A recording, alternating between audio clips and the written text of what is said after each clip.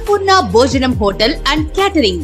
రుచికి శుచికి శుభ్రతకు దర్శి పట్టణంలోని అన్నపూర్ణ భోజనం హోటల్ అండ్ క్యాటరింగ్. మీ ఇంట్లో జరిగే శుభకార్యములకు 10 నుంచి 10,000 మంది వరకు మీరు కోరుకున్న వంటలు, భోజనం సప్లై చేయబడును.